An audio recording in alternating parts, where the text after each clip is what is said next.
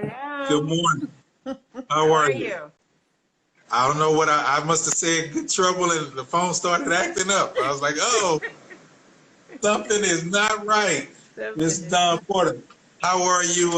Congratulations on this wonderful new film documentary. As you know, in a season like this, it's definitely time for some good trouble. exactly. So thank you for having me. And I have, hopefully my uncle is listening, who lives in Houston. Okay.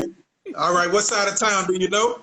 Um, no, that's terrible. I think No. he's out by like What was? Sugarland. Does that sound right? Oh, your uncle lives in the rich part of Houston. Does he? Yeah. This is good to know. Yeah, he's living in there. So you might want to call him up and really I start might some want good to trouble call with back. him. But listen, tell us about this as our hearts were broken when we lost this living legend, Representative John Lewis. We know about his impact as a young man working with Dr. King and, of course, social justice movement, the civil rights movement, and doing a lot of great things at an early age. But tell us a little bit about your encounters with John Lewis and how you got started with bringing this about with Good Trouble. Sure. And first of all, thank you for having me. I've spent a lot of time Thank in you. Houston because, as I said, I have family there.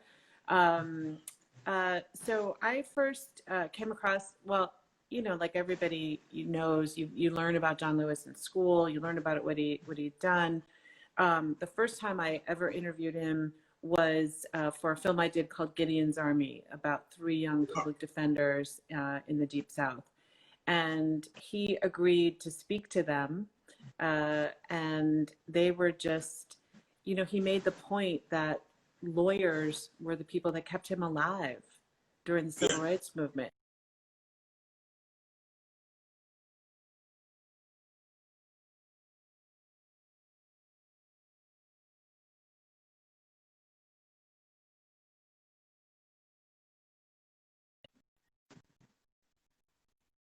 He saw public defenders, he saw people who defend people as part of the civil rights movement.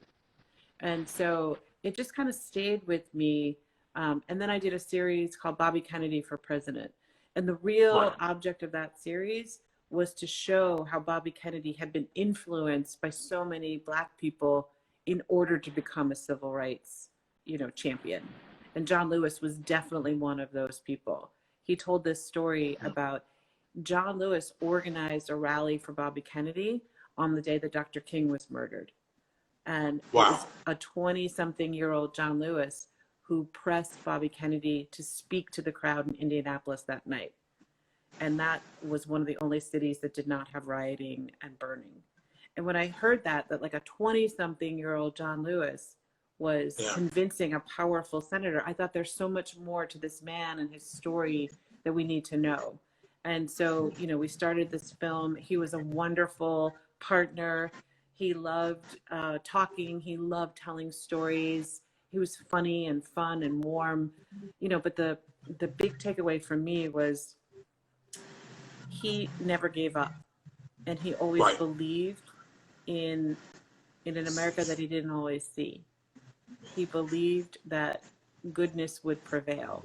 And I think we need that kind of optimism. I have my little necklace a friend sent me. It says Good Trouble, and I wear it. Yeah. Just to hold on to him and to hold on to his message and his belief. What fruit would you glean from him, or what would you take? Three things that you would take from John Lewis that has impacted your life. Yeah, persistence. He introduced the legislation for the African American Museum on the Mall for 16 years. 16 years he waited for that. And look what we have today. He never gave up on that. Faith.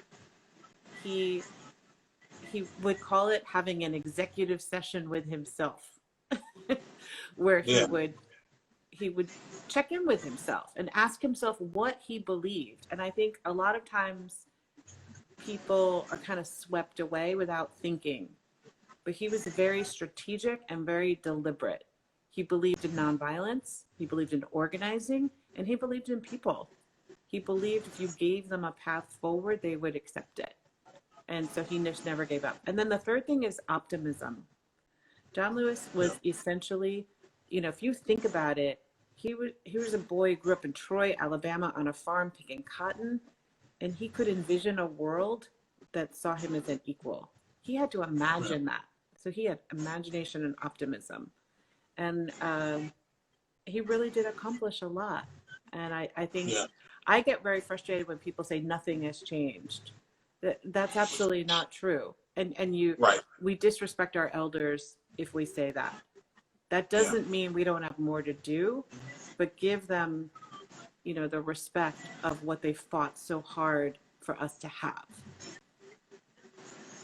I think when you think about the experience for him and our civil rights leaders on the Edmund Pettus Bridge, when you think about what they went through and then the fact that they were able to go back some 50 years later and cross over the same bridge that they encountered, these wicked police officers, wicked authority at the time, not saying that all authority is wicked, but at that time, I mean, it just is what it was. And to think about how they were able to be, the word that you used, persistent, and to overcome that moment says that even with that experience, a lot has changed. And that he went back on that bridge with President Barack Obama. So if that doesn't tell you some change, what does? But I think the other thing about John Lewis was he never was content to rest on his laurels. He was always looking for the next thing to do, the next thing to help. And a lot of times I would see him say to people, they would say, thank you for your service. Thank you for things you've done. And he would say, I'm just trying to help out. And I think he really believed that. He was always looking for where could he be helpful. And he gave me that lesson. And I think that's something all of us can do. We may not be brave enough to confront troopers on a bridge. I know I'm not, but there are things you can do. Look for what you can do. He would always say that to me. Don't be upset with what you're not, able to do. Look for what you can do. Even if it's small, it's helping. Be part of the helpers. Yeah. We're excited to have Don Porter with us, filmmaker, and we're excited about this brand new film documentary as we just embrace and receive from the life of Representative John Lewis and the impact that he made on this earth. Talk about some of the things that we're going to see in this movie, because you cover a lot, from dealing with the legislative side, from the social side, voters' rights, gun control, healthcare, and so much more. Just take us to this journey and your vision and perspective behind The Good Trouble. Yeah. One of the things I wanted to do was to bring John Lewis into the present. So Houston plays a very big part in the movie. We begin the movie in Houston with the congressman campaigning for Colin Allred and Lizzie Fletcher and Beto O'Rourke. And that was very much who the congressman was. He was always trying to help other candidates. First time congressional races, he showed up in those races. We filmed him going to multiple churches in Texas. Right.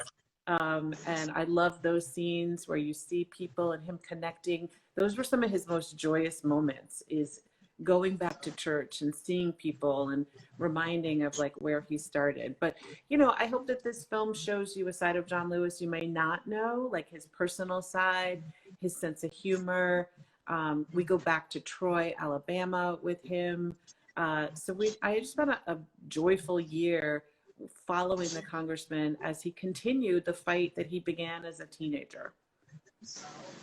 I'm excited about it. Looking forward to it. Now tell us, give us all the information, when we can see it, how we can get it, because I'm ready for everybody to be blessed by this. And, I was sad because I didn't get a chance to see him when he came to the city. And a lot of my friends, they were taking pictures and posting and all that. And I was like, man, I missed that moment due to other things. But I'm like, man, if I just had one more opportunity. But I think this movie and this film is something that we all can embrace, this journey, and just see the heart behind Representative John Lewis.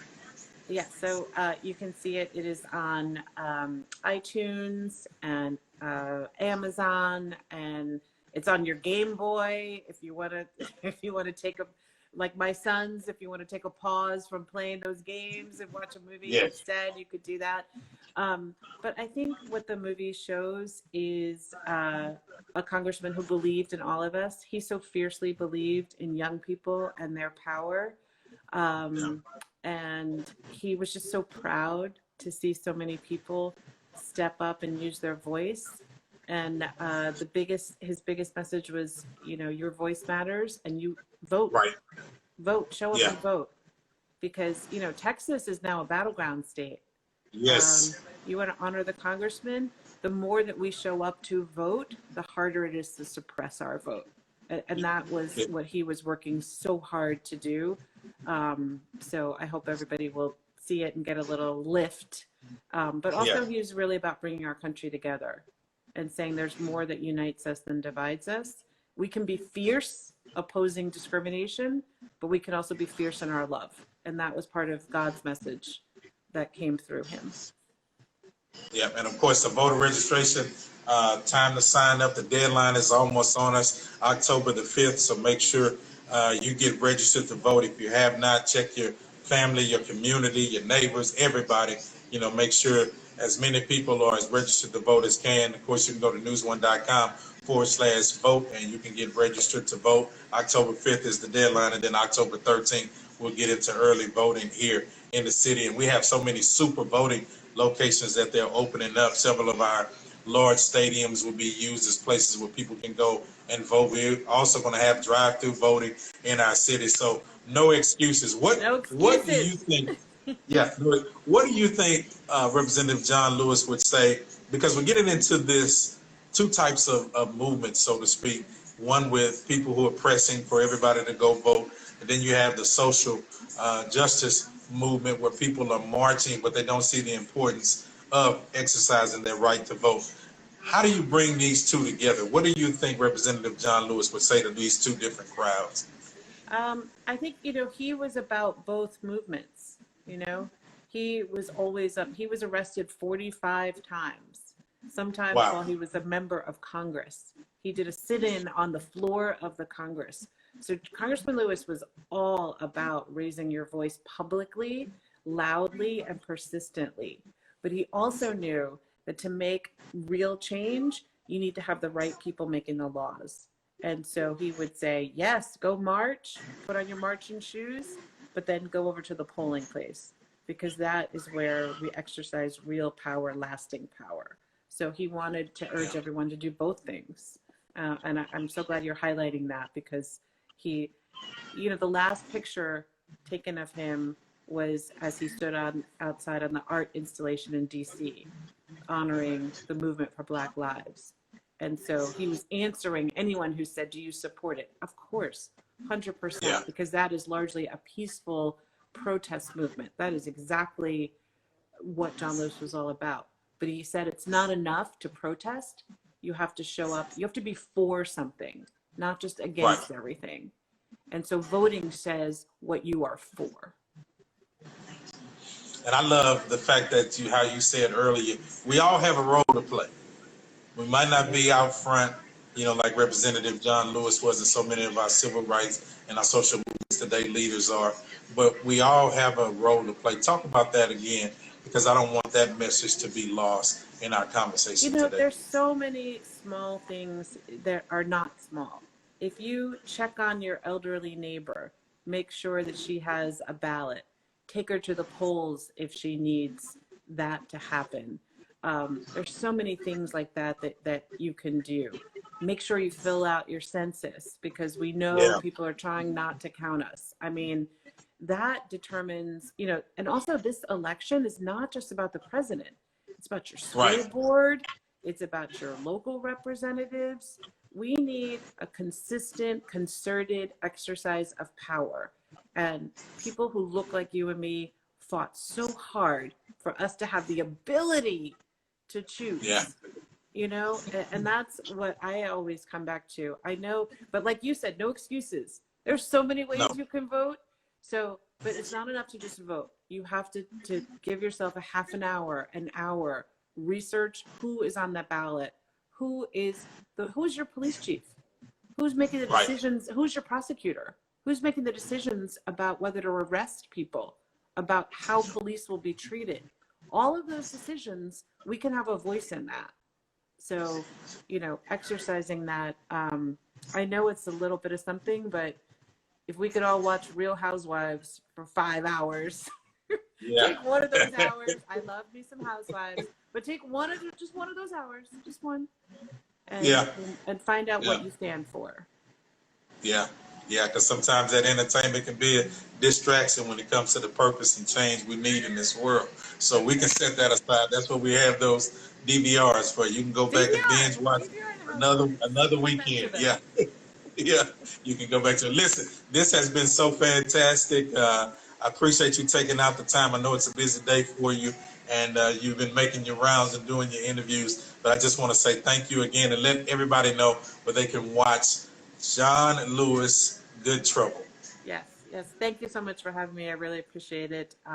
Please check out Amazon, iTunes, and then it will rebroadcast on CNN. So check your local listings for that.